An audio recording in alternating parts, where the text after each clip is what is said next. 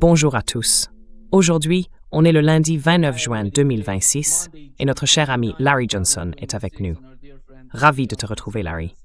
Je suis là avec toi tous les soirs, mec. Tu brilles, Larry. Alors, qu'est-ce qui se passe aujourd'hui? Oui, apparemment aujourd'hui, Jared Kushner et Steve Witkoff se dirigent vers le Qatar. Ils veulent rencontrer quelqu'un là-bas. Je ne sais pas trop.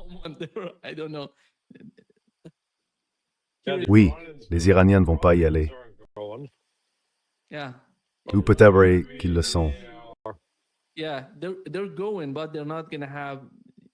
Oui, ils y vont, mais ils n'auront aucune sorte de rencontre avec eux. Voici ce qu'a déclaré le ministère iranien des Affaires étrangères. Dans les prochains jours, il n'y aura pas de négociation. Aucune réunion de négociation, à aucun niveau, avec la partie américaine. Et le fait que des représentants américains se rendent au Qatar n'a aucun lien avec le déplacement de la délégation iranienne, qui vise à faire le suivi de la mise en œuvre du mémorandum d'entente. En gros, du côté iranien, ils y vont à cause des avoirs gelés, et ça concerne, semble-t-il, environ 6 milliards de dollars. Je ne sais pas s'ils vont les obtenir, parce qu'aujourd'hui, on a appris que les États-Unis ont dit « Vous ne les aurez pas » avant qu'on parle du programme nucléaire. Il faut d'abord en discuter, et ensuite peut-être, on vous laissera recevoir cet argent. Voici maintenant ce qu'a dit Donald Trump, Larry, à propos de Jared Kushner et de Steve Witkoff.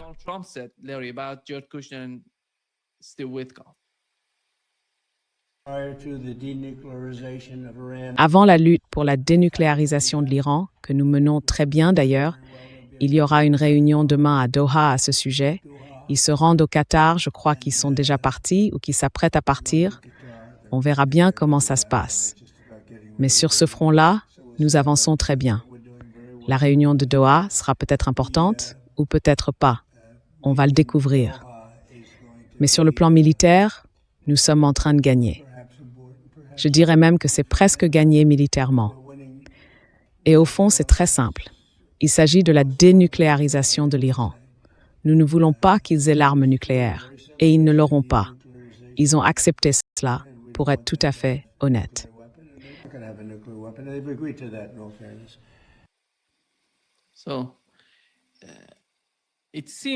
On dirait qu'ils ne nous racontent pas ce qui se passe vraiment en coulisses. Il y a autre chose qui se joue derrière, et ça n'a rien à voir avec le programme nucléaire iranien. Parce que le programme nucléaire, c'est la deuxième étape, pas la première.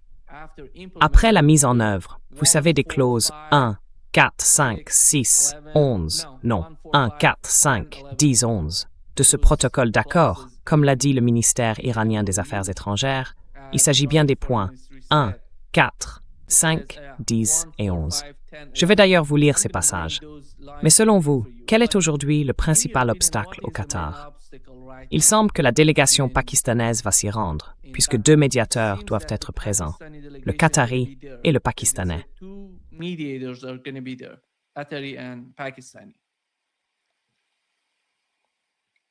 D'accord, donc, quelle est la question? La question c'est, quel est le principal obstacle en ce moment entre les deux délégations et pourquoi ne se rencontrent-elles pas pour discuter ensemble?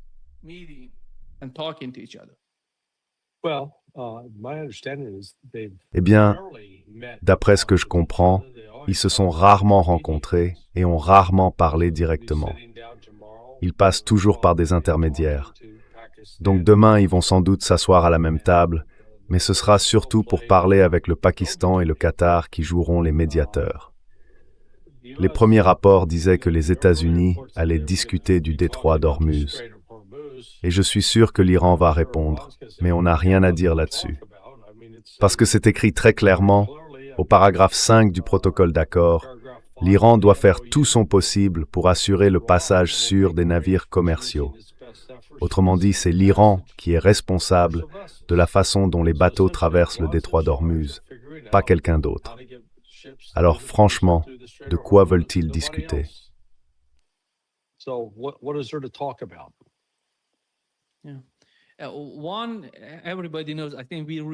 Alors, tout le monde le sait, je crois qu'on l'a répété plusieurs fois, la clause numéro 1 dans tout ça, c'est l'Ukraine. c'est l'Ukraine, c'est aussi le Liban, et c'est l'agression entre les deux camps, entre l'Iran et les États-Unis. Et la clause numéro 4 concerne le blocus. Le blocus n'existe plus, ni le blocus iranien, ni le blocus américain. Et la clause numéro 5, c'est la gestion de toute la situation autour du détroit d'Ormuz. Elle dit que l'Iran est responsable du détroit d'Ormuz, du nouveau régime pour le détroit. Et ça, ce n'est pas encore en place. Le texte précise qu'ils ont 30 jours pour gérer ça, pour le définir.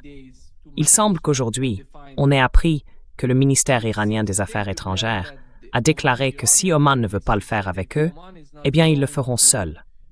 Ils ne vont pas dépendre d'Oman. Dans ce texte, la communication entre l'Iran et Oman. Qui a dit ça? La partie iranienne a dit, enfin, il est dit que les Iraniens ont déclaré. Ce n'était pas précisé si ça venait du ministère des Affaires étrangères ou d'un autre service, mais c'est sorti dans les médias. La partie iranienne aurait dit que si Oman veut continuer, ils le feront avec eux. Et si Oman ne veut pas, ils le feront quand même, peu importe qu'ils veuillent en faire partie ou non. Voilà ce que j'ai appris aujourd'hui.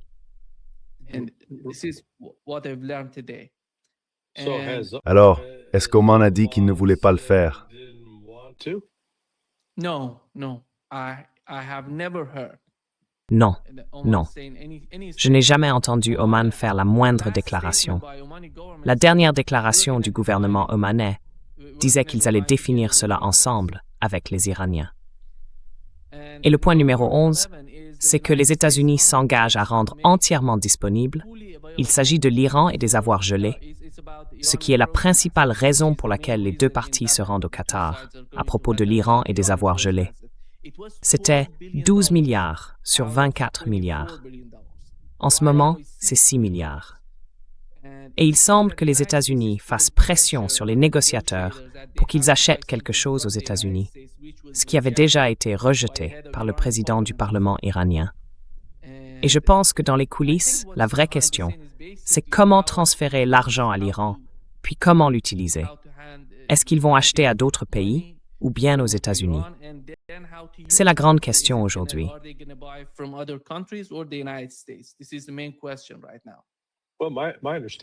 Eh bien, d'après ce que je comprends, le pays a déjà versé 6 milliards de dollars et je pense que les Saoudiens vont en verser 6 autres.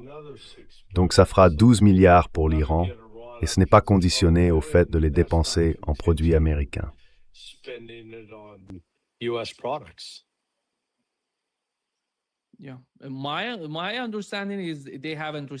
Oui, d'après ce que je comprends, ils n'ont reçu aucune partie de ces avoirs gelés. Et l'une des principales raisons pour lesquelles ces gens vont au Qatar, c'est pour ces 6 milliards de dollars. C'est ce que j'ai compris. Et Larry, regarde le détroit d'Ormuz aujourd'hui. Tu vois le nombre de navires et de pétroliers qui passent par ce détroit? À partir du 28 février, ce nombre a chuté brutalement, passant d'environ 150 ou 200 à seulement 5 ou 10 pétroliers. Puis, après la signature du protocole d'accord, on voit une forte remontée, au-dessus de 50, avant que ça redescende. En ce moment, on est autour de 15 à 20, ce qui ne colle pas du tout avec le prix du pétrole sur le marché. Comment tu expliques ça?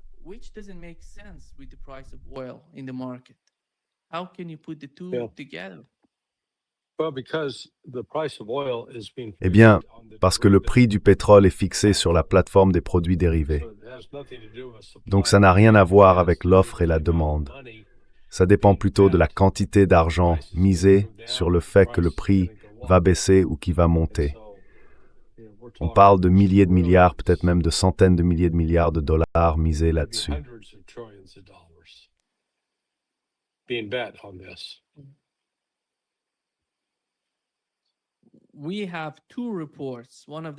Nous avons 2 rapports, l'un venant des États-Unis et l'autre d'Europe. D'ailleurs, le Financial Times a indiqué que la situation du gaz en Europe est telle que le continent risque de commencer l'hiver avec des réserves au plus bas depuis 15 ans. Ils font face à de vrais problèmes, alors même qu'ils sont en guerre avec la Russie et qu'ils ne reçoivent plus de gaz en provenance du Moyen-Orient, ni du détroit d'Ormuz. Aujourd'hui, Macron s'est rendu à Oman. Il semble que, dans le cadre de cet accord, si un partenariat est conclu avec Oman, la France pourrait s'y approvisionner sans payer les frais liés au passage par le détroit, et donc rencontrer moins de difficultés pour s'y rendre. Je ne sais pas vraiment quelle est la stratégie derrière tout ça, parce que la France agit d'une manière très différente des autres acteurs européens. Quelle est votre lecture de cette situation?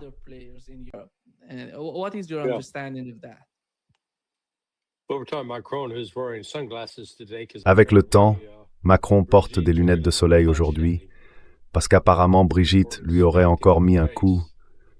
Elle l'aurait frappé au visage, d'après ce qu'on dit. L'Europe dans son ensemble est en difficulté. Elle n'a pas de source sûre de pétrole ni de gaz naturel liquéfié. Ce qui vient des États-Unis arrive avec du retard. Donc franchement, l'Europe va connaître bien plus de turbulences économiques avant que les États-Unis n'en ressentent les effets.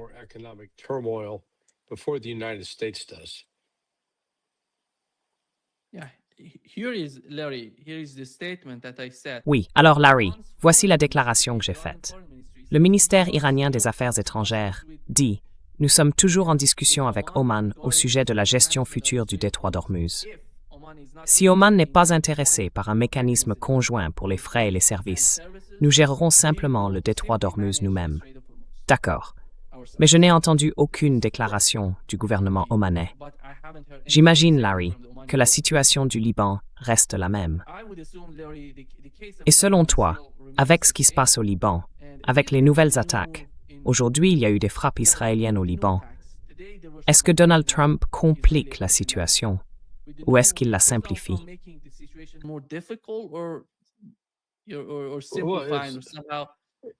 C'est Israël qui complique les choses. Et Trump n'a tout simplement pas la force de les maîtriser. S'il en avait la force, il les remettrait à leur place et mettrait un terme à tout ça. Mais il ne l'a pas fait. Et ça continue d'encourager leur comportement.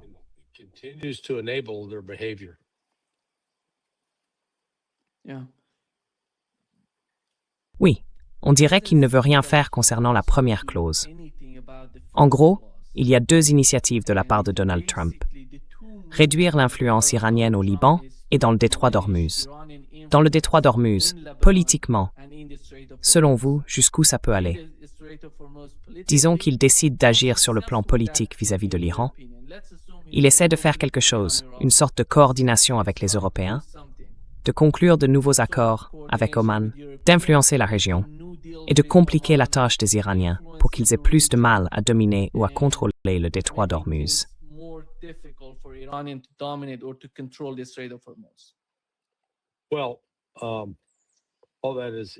Eh bien, tout ça dépend d'une coopération totale de tous les États du Golfe. Et ça n'arrivera pas.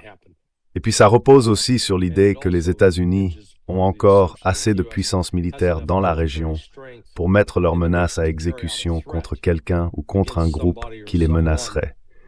Franchement, je pense qu'ils ont perdu cette capacité. Donc, on entre dans cette période potentiellement explosive, avec des États-Unis qui ont une puissance de feu limitée.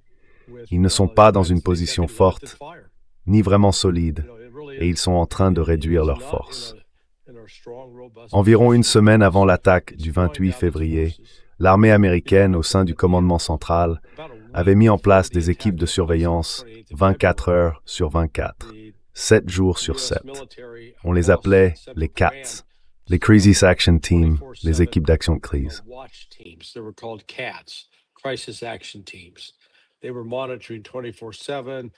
Ils surveillaient en continu, 24 heures sur 24, 7 jours sur 7. Le matin, ils faisaient un briefing de passation, puis un autre le soir. À chaque fois, ils disaient « Voilà ce qui se passe aujourd'hui, voilà ce qu'on prévoit pour les 12 prochaines heures. » Ils ont fait ça tous les jours, jusqu'à il y a environ 2 semaines.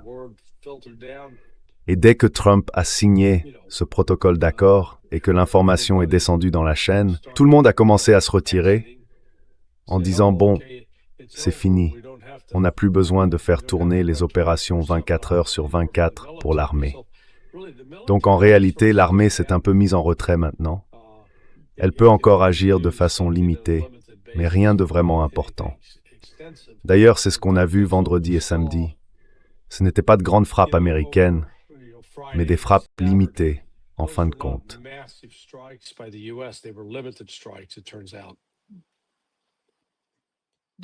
Est-ce qu'Israël a les moyens d'attaquer l'Iran sans les États-Unis, comme l'ont affirmé aujourd'hui les responsables israéliens?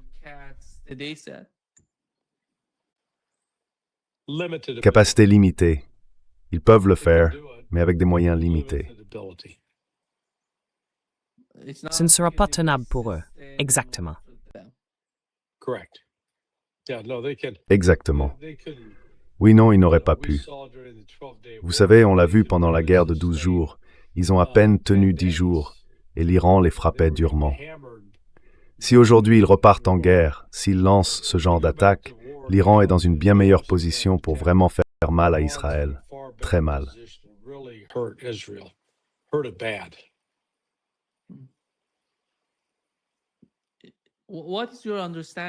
Quelle est votre compréhension, Larry? Hier soir, on a eu une sorte d'idée à propos de l'Irak. Quelle est selon vous la situation là-bas en ce moment? Et comment tout ça va-t-il se relier à l'ensemble de la région, à cette situation où d'une certaine manière, la région est en train de se redessiner?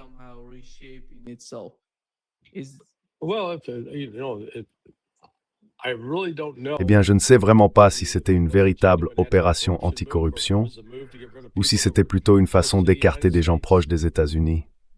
Ça pourrait être l'un ou l'autre. Mais vous savez, Arakchi était là, oui, mais il était là pour organiser la coordination autour du transfert du corps de l'ayatollah Khamenei. Et apparemment, cette réunion s'est bien passée.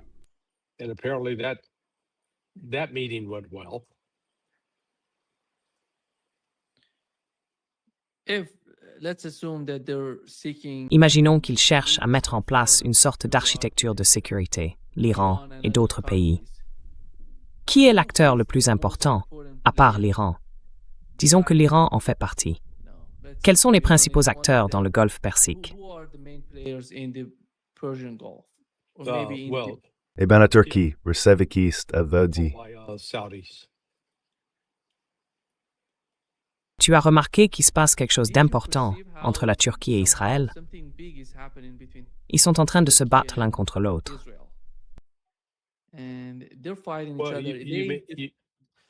Tu veux dire quand ils se traitent de fils de pute? Oui, exactement. Ils s'attaquent entre eux. C'est grave. Je ne vois pas ça comme un spectacle ou un jeu politique, ni comme du théâtre politique. Voilà.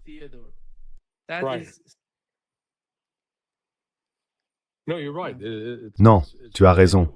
C'est sincère, c'est authentique. Ils ne s'aiment pas. Et pourtant, voilà Erdogan qui continue à leur vendre du pétrole, tout en empochant une commission au passage. Je ne sais pas vraiment ce qu'il peut faire concernant l'Azerbaïdjan. L'Azerbaïdjan vend ou exporte son pétrole en passant par la Turquie. Alors quel levier la Turquie pourrait-elle avoir pour arrêter ça?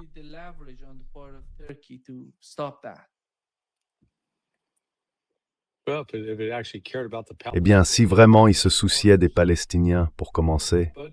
Mais bon, peut-être qu'ils finiront par arriver à un point où ils se diront « Hey, Israël nous manque totalement de respect et on ne va pas continuer à supporter ça. » Et là, ils arrêtent tout. Oui, le ministre israélien de la diaspora. Voilà ce qu'il a dit, Larry, à propos de la Turquie.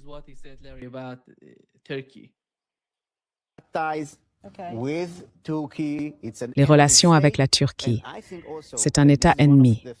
Et je pense aussi, et c'est quelque chose de vraiment très important, que nous avons ici quelques conseillers de haut niveau venus de l'administration amie des États-Unis. À mon avis, ils doivent repenser la manière dont ils abordent l'idéologie islamiste radicale d'Erdogan et de Jolani, l'idéologie des frères musulmans. La Turquie, le Hamas, Jolani, le Qatar, c'est la plus grande menace, non seulement pour le Moyen-Orient, mais aussi pour Hizb Slav Ben-Arikwa.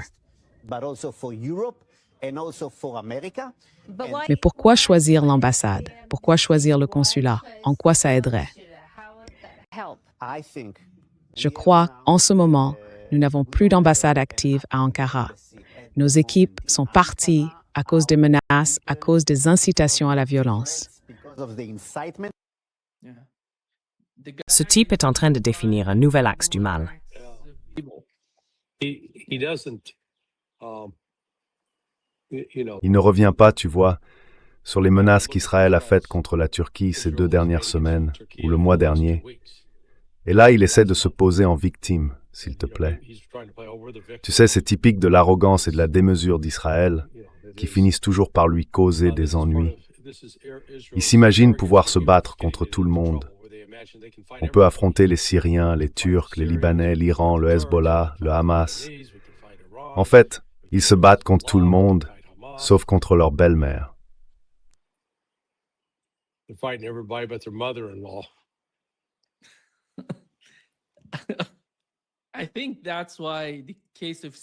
Je pense que c'est pour ça que, selon moi, le cas de la Syrie n'a pas été une défaite pour l'Iran. En fait, vous savez, Israël considère aujourd'hui la Syrie comme l'un de ses pires ennemis parce qu'elle est liée à la Turquie et au Qatar. Et il voit bien que le Qatar est d'une certaine manière connecté aux États-Unis, puisque ces 2 pays, la Turquie et le Qatar, entretiennent de bonnes relations avec les États-Unis.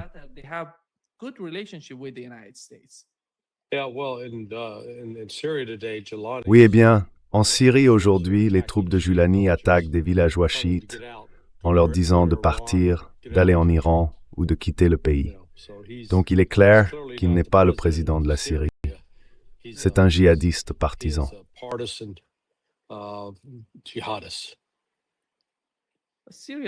La Syrie, c'est le chaos. Toutes les factions se battent entre elles. Je ne vois pas comment la Turquie peut gérer ça. C'est impossible.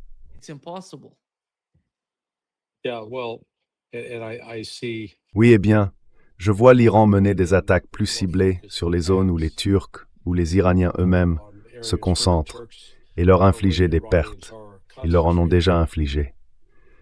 J'ai vu aujourd'hui une vidéo d'un groupe de combattants israéliens du Julani en train de célébrer et quelques heures plus tard, le type qui menait la célébration a été tué.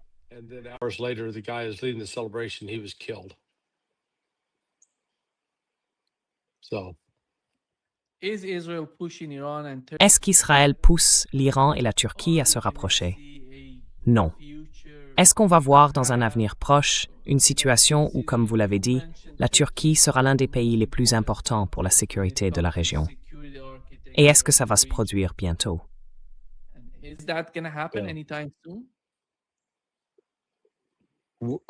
Comment? La Turquie, d'une certaine manière, une sorte d'alliance, une forme de partenariat.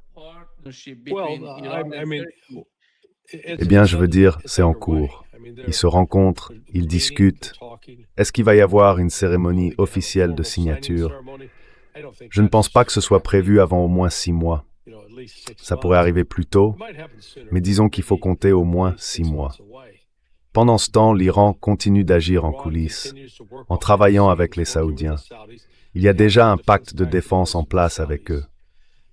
Le problème en ce moment, c'est que, vu la façon dont les médias occidentaux en parlent, on a l'impression que les Saoudiens vont attaquer les Houthis. Mais ce n'est pas le cas. Les Saoudiens vont s'en prendre aux éléments rebelles liés aux Émirats arabes unis. En fait, les Saoudiens sont en désaccord avec les Émirats depuis un bon moment déjà.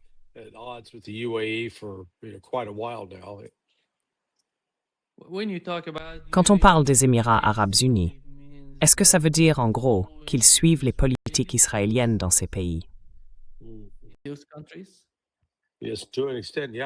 Oui, dans une certaine mesure, oui. Les Émirats arabes unis abritent aussi le principal dépôt de carburant de l'armée américaine dans la région. Donc si ce dépôt est détruit, c'est un vrai problème pour les États-Unis et en fait pour tous les avions alliés.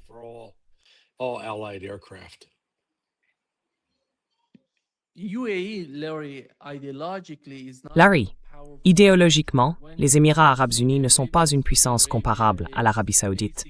L'Arabie saoudite, c'est en quelque sorte la base, le fondement de l'islam sunnite. Et l'Iran, lui, est chiite. L'Arabie saoudite est sunnite. Mais quand on parle des Émirats, ils n'ont pas une importance aussi grande dans la région. Pourtant, ils se retrouvent à affronter l'Arabie saoudite dans plusieurs pays, pas seulement au Yémen. Ils sont aussi présents en Somalie, en Libye. Alors je me demande, quelle est leur politique au fond? Qu'est-ce qu'ils cherchent à obtenir dans ces pays qui soient différents de ce que veut l'Arabie saoudite?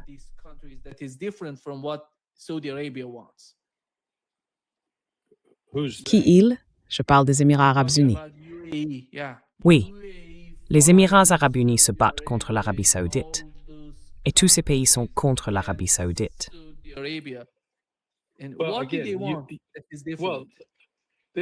Et qu'est-ce qu'ils veulent, au juste? Eh bien, je ne suis pas sûr que ce soit vraiment une question de ce qu'ils veulent. C'est plutôt, à quel maître obéissent-ils? En ce moment, ils dépendent de l'Occident pour le renseignement, le carburant et pas mal d'autres choses. Ils ont choisi de s'aligner sur l'Ouest, de s'allier avec Israël, mais maintenant, on dirait qu'ils commencent à hésiter. On verra bien. Ça pourrait n'être qu'une ruse, une manœuvre. Ils ne semblent pas vraiment décidés à se désengager, disons. Pour l'instant, ils font un peu semblant, ils suivent la procédure. Mais les Saoudiens, apparemment, cette concentration de troupes qu'on pensait diriger contre le Yémen, viserait en réalité les Émirats arabes unis et la faction qu'ils soutiennent au Yémen.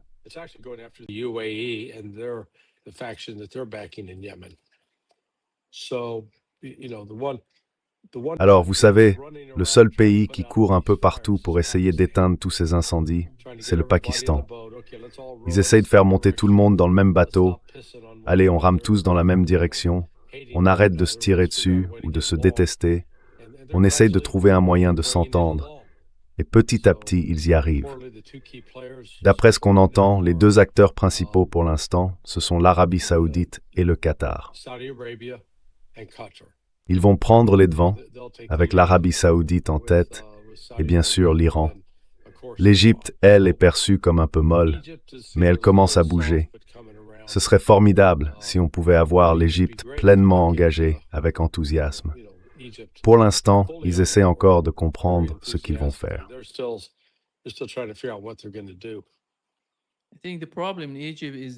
Je pense que le problème en Égypte, c'est la direction. C'est Sisi. On sent que quelque chose est en train de bouillir là-bas. Je ne sais pas combien de temps ça prendra avant que ça remonte à la surface, avant que ça n'arrive à prendre ou à dominer le pouvoir.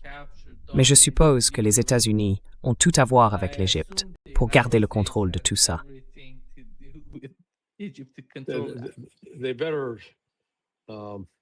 Les États-Unis feraient bien d'avoir un bon plan de sortie. Ou alors Sisi devrait en avoir un lui-même. Parce que je ne serais pas surpris de voir un coup d'État se préparer pour le renverser. Évidemment, à cause de sa corruption. Il est corrompu. Il touche des pots de vin de la part des Israéliens pour le gaz naturel qu'ils découvrent et exploitent. Du coup, il ferme les yeux et les laisse faire.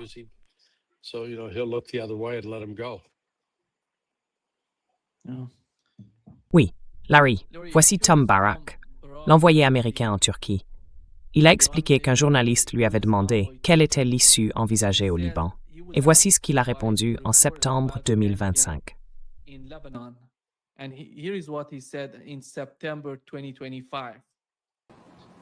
J'espérais que vous n'alliez pas me poser cette question, parce que je n'en sais rien. Et je ne pense pas que qui que ce soit le sache. La fin du jeu, quand on parle de paix, c'est une illusion. Il n'y a jamais vraiment eu de paix. Il n'y en aura probablement jamais, parce que tout le monde se bat pour la légitimité. Alors les gens disent, ils se battent pour des frontières, des limites. Mais ce n'est pas ça, le vrai sujet. Une frontière, une limite. C'est juste la monnaie d'une négociation. Au bout du compte, quelqu'un veut dominer, ce qui veut dire que quelqu'un d'autre doit se soumettre. Et dans cette région du monde, se soumettre, il n'y a pas de mot arabe pour ça. Ils n'arrivent pas à concevoir cette idée de soumission.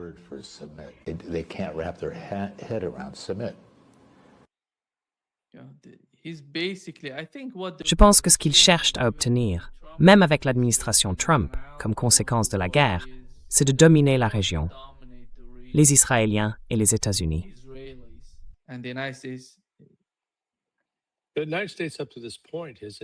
Jusqu'à présent, les États-Unis ont permis aux Israéliens d'essayer de dominer.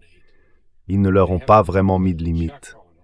Maintenant, on dirait que Trump et Vance commencent à leur imposer quelques contraintes, et ça rend les Israéliens complètement fous. Ils deviennent dingues à cause de ça. Mais il semble que ça pourrait marcher. Alors on verra bien. Le Liban, c'est compliqué. Moi, je ne vois pas de gouvernement au Liban. C'est le bon mot pour ça, Maurice. Yeah, because you have basically, three parties or three sections within the society: the Shia, Sunni, and Christian.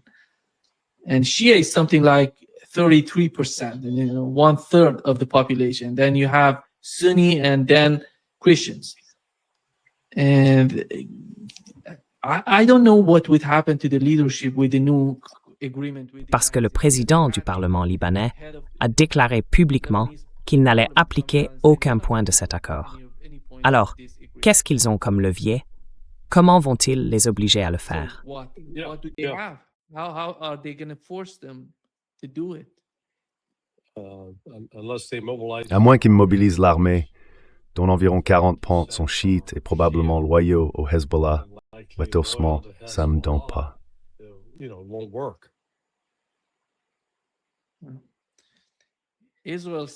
Israël a déclaré aujourd'hui que si le Hezbollah attaque le nord du pays, ils riposteront à Beyrouth, dans le quartier de Dahia.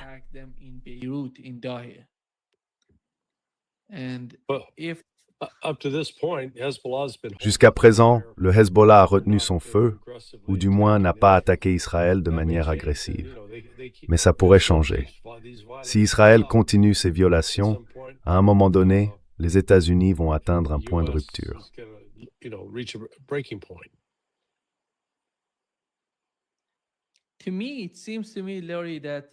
Pour moi, Larry, on dirait que le Hezbollah et le président du Parlement libanais, Nabih Berri, rêvent un peu, parce que je ne vois pas les États-Unis capables, ni même disposés, à appliquer la première clause du protocole d'accord. Ça n'arrivera pas. Franchement, ça n'arrivera pas. Tout simplement parce qu'ils insistent sur cette clause dans le protocole. Ils disent que cet accord ne veut rien dire pour eux, qu'ils doivent s'en tenir à ça.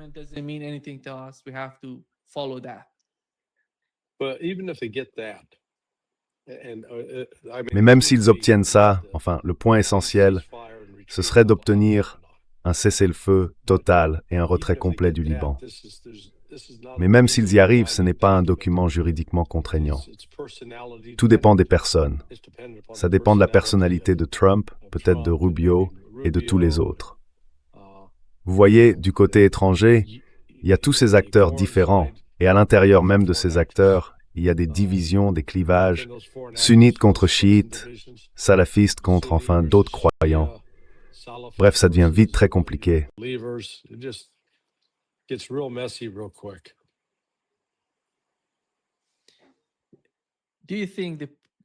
Pensez-vous que la pression sur Donald Trump, la pression économique et les conséquences de la guerre éloignent d'une certaine façon son administration des Israéliens? Ou bien tout ça, c'est du faux semblant? Est-ce que c'est simplement du théâtre politique?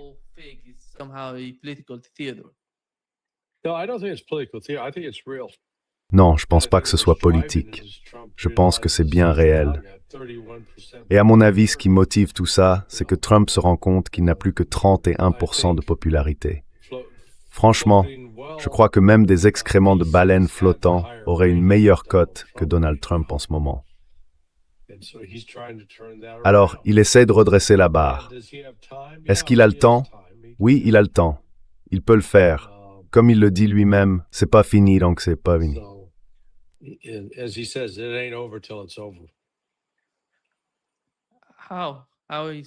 Comment il va faire ça?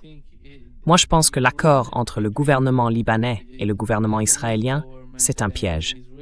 Encore une fois, c'est lui qui s'est mis dedans. Je ne sais pas s'il a vraiment envie de rester ou de soutenir ça. À ton avis, c'est quel genre de piège? Parce qu'il met des obstacles à toute forme d'aide. En fait, ils essaient d'aider la position israélienne. Au lieu de les forcer à quitter le Liban, ils les aident à y rester, en quelque sorte, en légitimant leur occupation. Est-ce que ça va aider Donald Trump? Je ne pense pas. Parce que tôt ou tard, ce conflit va éclater, et l'Iran va s'en mêler, et les États-Unis devront répondre aux Iraniens.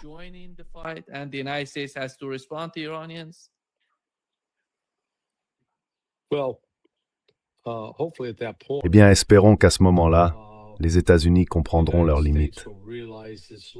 Vous savez, quand on parle de se battre à nouveau, qu'est-ce qu'ils vont faire? Peut-être, je ne sais pas, imposer des sanctions ou bloquer les efforts pour les lever? Oui, ça, ils peuvent le faire. Mais la vraie question, c'est, est-ce qu'ils peuvent vraiment projeter assez de puissance militaire avec leur aviation pour changer quelque chose sur le terrain? La réponse, c'est non. Un non très simple.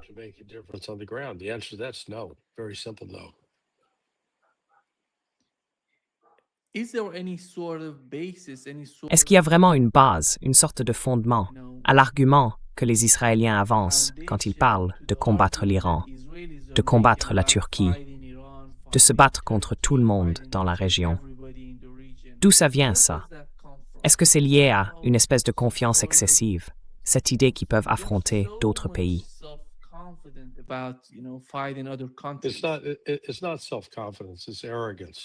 Ce n'est pas de la confiance en soi, c'est de l'arrogance. Parce qu'ils font un travail vraiment médiocre quand il s'agit de combattre d'autres pays. Je me souviens avoir écouté un haut gradé militaire à la veille de la guerre de 1990. Il avait dit « On va enfin découvrir pourquoi tout le monde pense qu'Israël est si formidable. » Je lui ai demandé « Pourquoi tu dis ça ?» Et il a répondu « Parce qu'ils n'ont combattu que des Arabes. » C'était donc un commentaire raciste envers les Arabes. Mais c'était aussi une remarque sur Israël, sous-entendant que sans les Arabes, les capacités israéliennes seraient limitées. Et je pense qu'il y a une part de vérité là-dedans.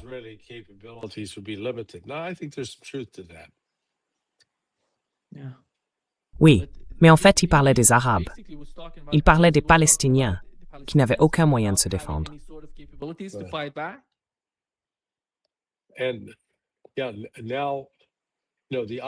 Et maintenant, non. L'idéal serait que Trump tienne bon, qu'il impose ce conseil de paix et qu'il permette la tenue d'élections pour que les habitants restants de la Palestine puissent voter. Mais je pense qu'ils voteront pour Jalani. Non, enfin pas Jalani. Je veux dire, je pense qu'ils voteront pour le Hezbollah plutôt que pour le programme de Aoun, de Michel Aoun. Michael Aoun's program. Oui, vous parlez de Joseph Aoun. Oui, Joseph Aoun, le président. Joseph Aoun, le président. Il estime que cet accord a été une victoire historique pour le Liban.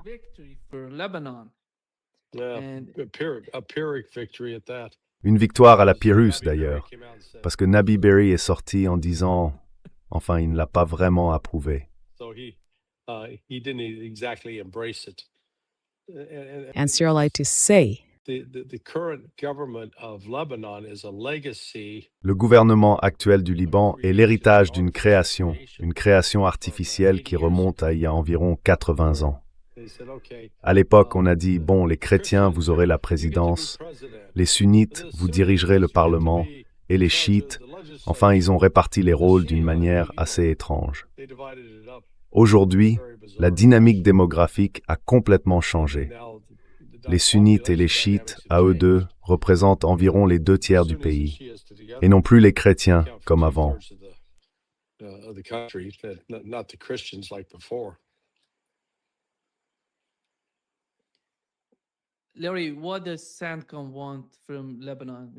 Larry, qu'est-ce que le CENTCOM veut du Liban? Le commandant du CENTCOM était justement au Liban aujourd'hui. Il a rencontré le chef de l'armée libanaise.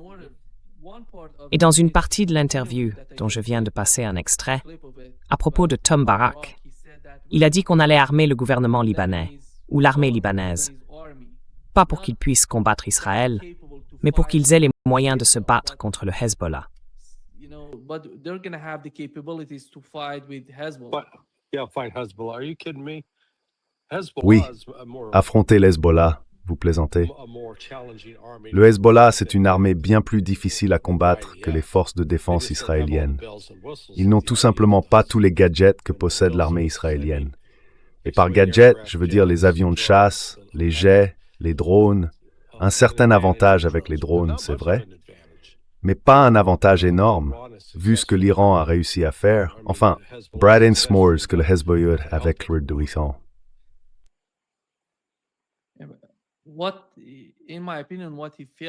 À mon avis, ce qu'il ne comprend pas, c'est que le Hezbollah est avant tout une force terrestre.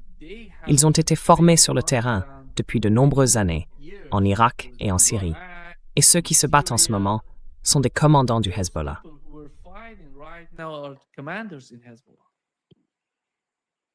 Exactement. Et quand on regarde les capacités de ces gens-là, les affronter sur le terrain avec l'armée au Liban, c'est pratiquement impossible, n'est-ce pas? Oui, enfin, Israël essaie clairement de présenter les choses sous leur meilleur jour. Ça, c'est sûr.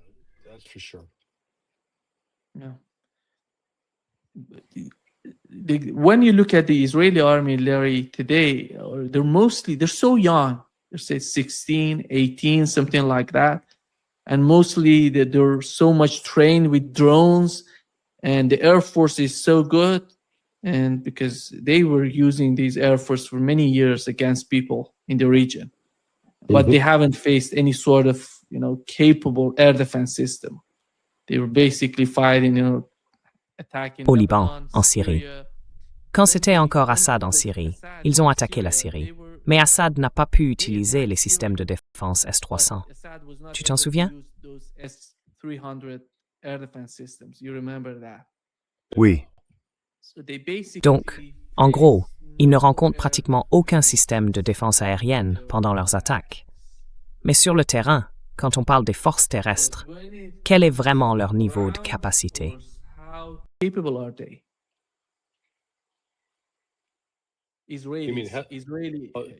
Well, again, Israéliens, oui. how have the Israelis done this? Bon, encore une fois, regardez. Comment les Israéliens se sont-ils comportés comme force terrestre alors qu'ils avaient tous les avantages face au Hamas depuis 2 ans et demi? Vous pouvez répondre vous-même à la question. Ils ne sont pas très efficaces. C'est un ensemble de facteurs. D'abord, c'est en grande partie une armée de réserve. Ensuite, ils ont un problème de commandement. Et puis, leur tactique repose sur une logique du genre « Surtout, ne me fais pas tuer, chef ». Parce que le combat urbain, avec les tunnels et tout ce qui va avec, c'est ce qu'il y a de plus dangereux. Du coup, il faut y aller, il faut envoyer ces hommes dans ces tunnels, et les Israéliens sont très réticents à le faire. Pendant ce temps, le Hezbollah continue d'étendre son réseau, le Hamas aussi, et l'ensemble des tunnels et des infrastructures souterraines auxquelles Israël fait face, que ce soit du côté du Hamas ou du Hezbollah. It says you're poor. Est-ce qu'Israël a des alliés dans la région?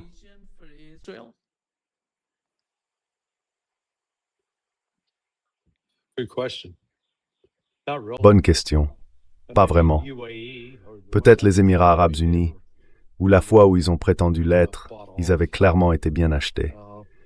Mais vous savez, il n'y a personne qui se lève pour dire « on est avec Israël, quoi qu'il arrive ».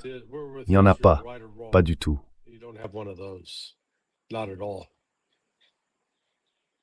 Et il ne sait même pas de le faire. Yeah. Oui, non, je suis d'accord. Je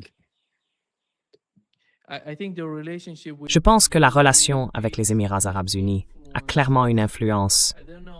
Je ne sais pas à quel point cela pourrait être préjudiciable pour l'Arabie saoudite, ni comment l'Arabie saoudite perçoit cette relation entre les deux pays. Well, I think now, Eh bien, je pense que tant que les Saoudiens n'affrontent pas directement les Houthis, et encore une fois, je ne crois pas que ce soit vraiment les Houthis, mais plutôt d'autres groupes. D'ailleurs, avant de venir ici, j'ai demandé à quelqu'un de vérifier ce qu'il faisait. En ce moment, Israël essaye de prendre le contrôle du Liban en ne traitant qu'avec le Hezbollah sur le plan militaire. Et on ne peut pas ignorer le Hezbollah.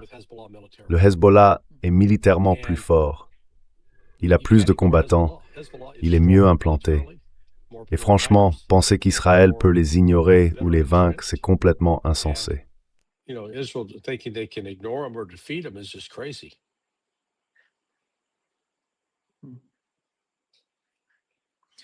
Oui,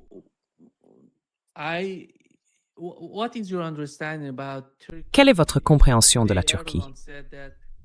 Aujourd'hui, Erdogan a déclaré qu'il appelait l'OTAN à mettre en place un réseau de sécurité et de défense inconditionnelle qui s'étendrait du Texas jusqu'à Ankara. Stretching from Texas to Ankara. No. Hey, Erdogan. et Erdogan coupe le pétrole vers Israël. Pourquoi on ne commencerait pas par ça? Grand parleur. Regardons plutôt ce qu'il fait. Tant qu'il ne coupe pas le pétrole à Israël, ce qui obligerait Israël à réduire la voilure, il n'y a rien de ce qu'Erdogan dit qu'on puisse prendre au sérieux, pas le moins du monde.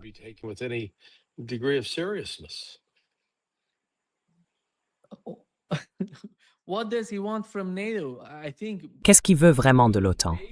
Moi, je pense que, fondamentalement, quand je regarde la Russie, l'Iran, la Chine, tout le monde dans la région se sent d'une manière ou d'une autre menacé par l'OTAN. Ils ont été impliqués dans la guerre en Ukraine. Ils ont été impliqués dans la guerre contre l'Iran. Et la Turquie, elle, est dans la région. Mais qui va attaquer la Turquie, au juste? Qui est le principal ennemi de la Turquie? Who's the main enemy of Turkey? Je veux dire, Israël espère de l'attaquer. So Alors, vous pensez que si Israël attaque la Turquie, l'OTAN va venir en aide à la Turquie? Turkey? Well, no. I mean, that's Non, attends. This thing is Regarde, les choses vont encore se compliquer, probablement dans les 2 prochains mois, quand la Russie va frapper des cibles en Europe et que certains de ces pays vont vouloir invoquer l'article 5. Et là, tous les pays devront voter.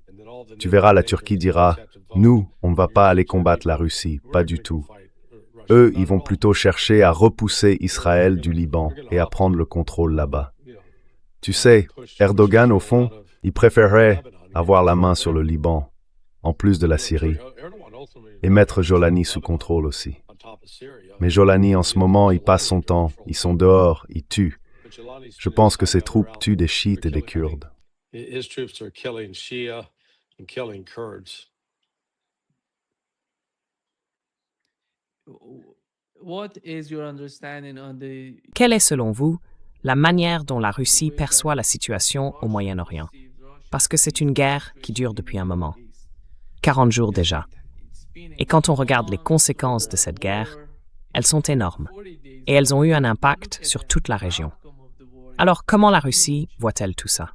and how it influenced the whole region? How does Russia see that?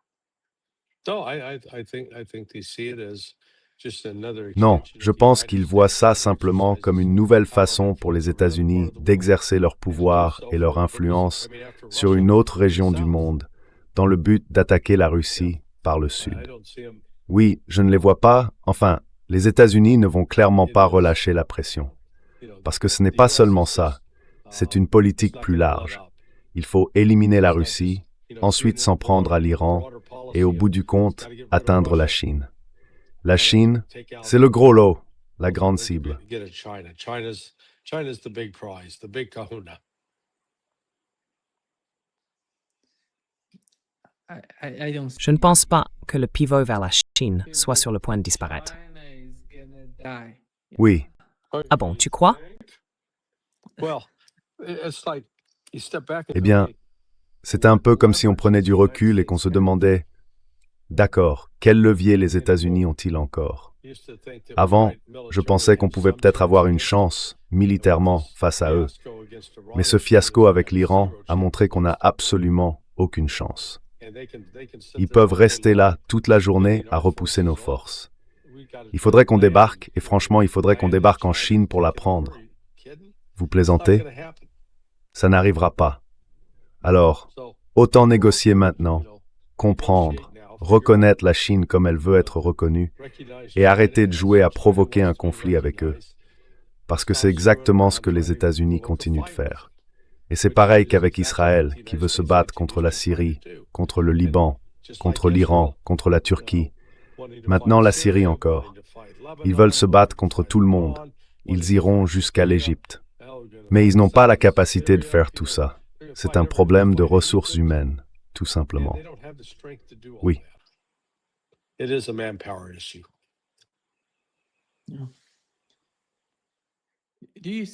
Voyez-vous une initiative politique capable de mettre fin à la guerre en Ukraine, ou bien tout va-t-il se jouer sur le champ de bataille? I think each passing day, it's more on the battlefield. I think the hope Chaque jour qui passe, c'est de plus en plus sur le champ de bataille. Je pense que les espoirs d'un règlement négocié, ils sont partis. C'est de l'histoire ancienne. Et si vous regardez bien, la Russie est maintenant très... Oui, certaines de leurs raffineries ont été attaquées et endommagées, mais ça ne les a pas empêchés de continuer à raffiner le pétrole et à le transformer en essence, en diesel, en kérosène. Et en plus, ils ont augmenté leurs exportations de pétrole ces 2 ou 3 dernières semaines. C'est contre-intuitif, mais c'est ce qu'ils ont fait. Donc les États-Unis se retrouvent dans une situation où même s'ils exportent du pétrole léger, leur talon d'Achille, c'est le brut dit sourd, le brut lourd. Celui-là doit être traité de manière spécifique pour produire le diesel et le kérosène indispensables au fonctionnement de l'économie mondiale, même sans guerre. that are essential for running the global economy without a war. This is so rich. Thank you, Larry. All right, Great well, pleasure as always. Pas de catastrophe ce soir. On verra bien ce que demain nous réserve. Yeah. Oui, on va voir ce qui va se passer. See you. Au revoir, mon ami. Au revoir. See Okay, you. bye. Bye-bye.